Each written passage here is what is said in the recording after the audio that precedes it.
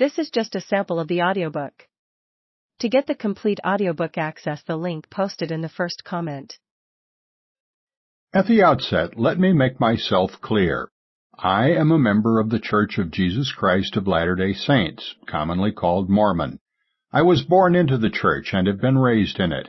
Anyone who is interested enough to look up my history will find that I am, and have always been, a loyal and active member. I am interested in the reputation of my church. When one has served in and sacrificed for a cause over a long period of years, that cause becomes dear, more dear perhaps than it is to those who draw their livelihood from it. Hence, in trying to present this subject with a desire only to tell the truth, I believe that I am doing my church a service. Since the Mountain Meadows Massacre occurred, and especially since the execution of John D. Lee for his part in it, we have tried to blot out the affair from our history. It must not be referred to, much less discussed openly.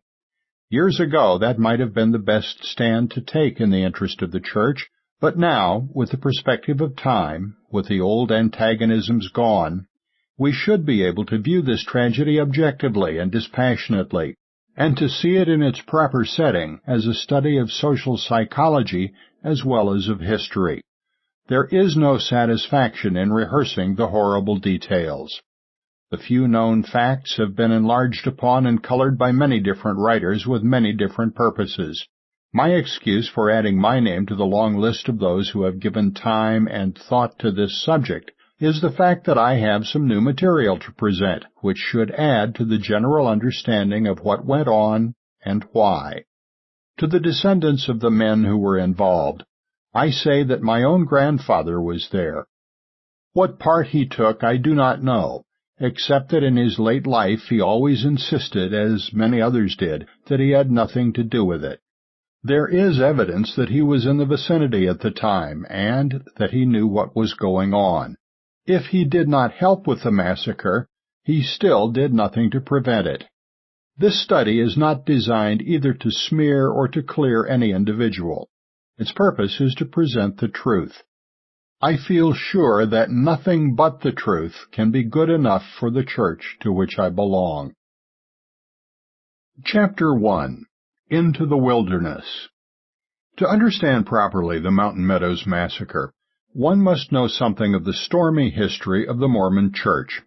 This church had its beginnings in western New York during the revivalist period of the early 1800s, when preachers stirred whole counties into frenzy with their lurid eloquence, and sporadic sects sprang up over the countryside like mushrooms. During this time of revival and exhortation and hellfire preaching, the 14-year-old youth Joseph Smith claimed to have had his first vision. In it, he was told that the true Church of Christ was no longer upon the earth, and was promised that if he proved worthy, the time would come when he himself would help to establish it. He believed that fulfillment of this promise had begun when, on April 6, 1830, at Fayette, New York, a group of 6 young men organized the church which was to become known as the Church of Jesus Christ of Latter-day Saints. Later, the members of the church became known as Mormons, and the church itself as the Mormon Church, because of a book published by Joseph Smith, the Book of Mormon. This purports to be a history of the ancestors of the American Indians translated from gold plates, the location of which Joseph Smith said was revealed to him by an angel. So zealous were the proselytes of this new faith that the church membership increased with amazing rapidity, in some cases whole congregations being converted at once.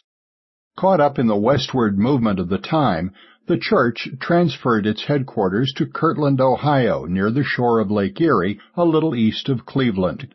From here, they branched out in 1831 to Independence, Jackson County, Missouri, then on the extreme western frontier. This place, they believed, God had designated as their center stake, and had set apart as their inheritance.